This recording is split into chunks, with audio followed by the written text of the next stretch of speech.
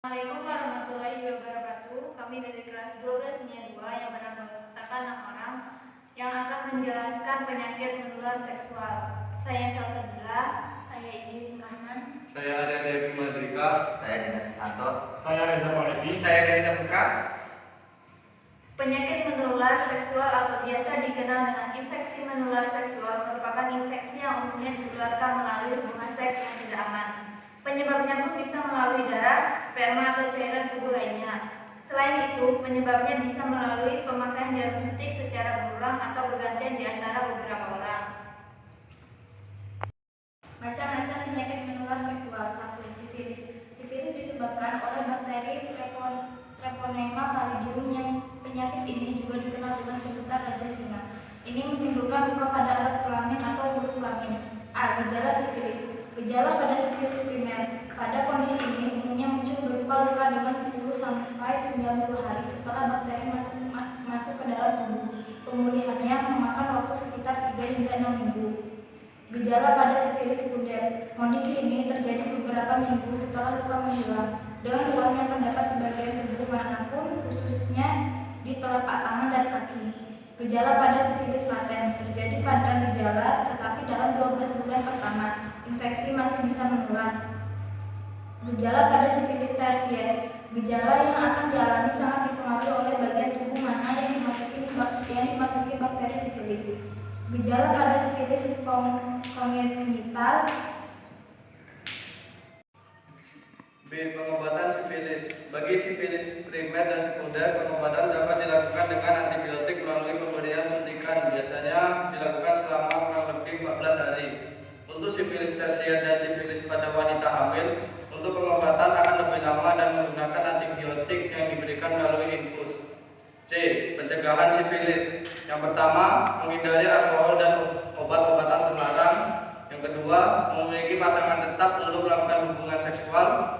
Yang ketiga, berhenti melakukan kontak seksual dalam jangka waktu lama. Yang keempat, secara terbuka mendiskusikan riwayat penyakit kelamin yang dialami bersama pasangan.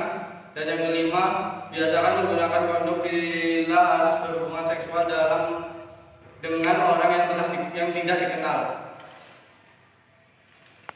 Gonorrhea dikenal juga dengan kencing nanah disebabkan oleh bakteri Neisseria gonorrhoeae. Penyakit ini menyebabkan keluarnya cairan dari penis atau vagina dan terasa nyeri ketika buang air kecil.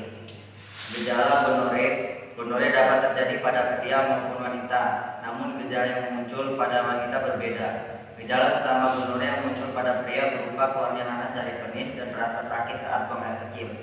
Sedangkan pada wanita, gonorrhea seringkali tidak menimbulkan gejala. Di samping itu, gonorrhea juga dapat terjadi pada bayi akibat tertular dari ibunya saat proses persalinan. Pengobatan gonorrhea adalah pemberian antibiotik karena penyakit ini disebabkan oleh infeksi bakteri. Perlu diingat bahwa tidak penderita saja yang perlu diobati, tetapi pasangan seksual dari penderita juga perlu diobati, karena kemungkinan besar juga penderita gonorrhea. Setelah sembuh dari gonorrhea, tidak tertutup kemungkinan seseorang bisa terkena gonorrhea lagi. Pencegahan gonorrhea. Penyakit ini menular melalui hubungan intim, termasuk seks oral atau anal.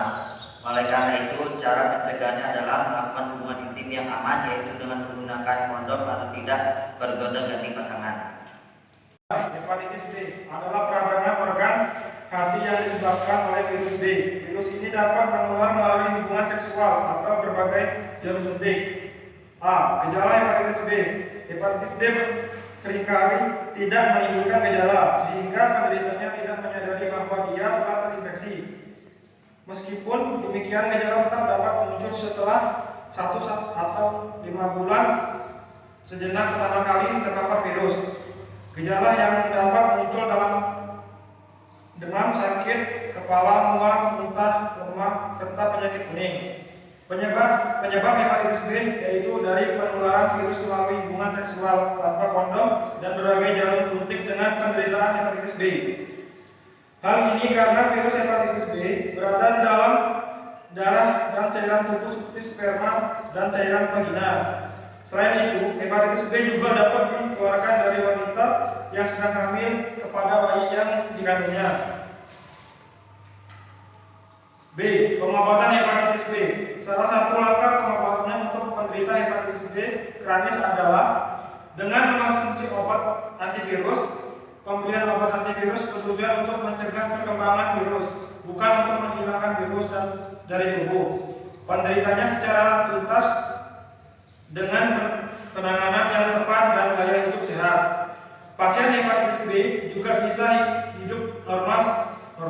Hepatitis B kondisi dapat menyebabkan kerusakan organ hati. Jika kerusakan hati cukup parah, dokter mungkin akan mengajukan prosedur transplantasi hati. C. Pencegahan hepatitis B. Langkah utama untuk mencegah hepatitis B adalah vaksinasi. Vaksinasi hepatitis B merupakan vaksinasi wajib yang diberikan anak-anak. Efek vaksin yang diberikan saat anak-anak tidak akan bertahan seumur hidup, sehingga vaksinasi perlu diulang saat dewasa. Selain vaksinasi, beberapa tindakan yang perlu dilakukan untuk mengurangi resiko terkena hepatitis B yaitu melakukan hubungan seksual yang aman dan tidak menyalahgunakan nafsa. 4. HIV.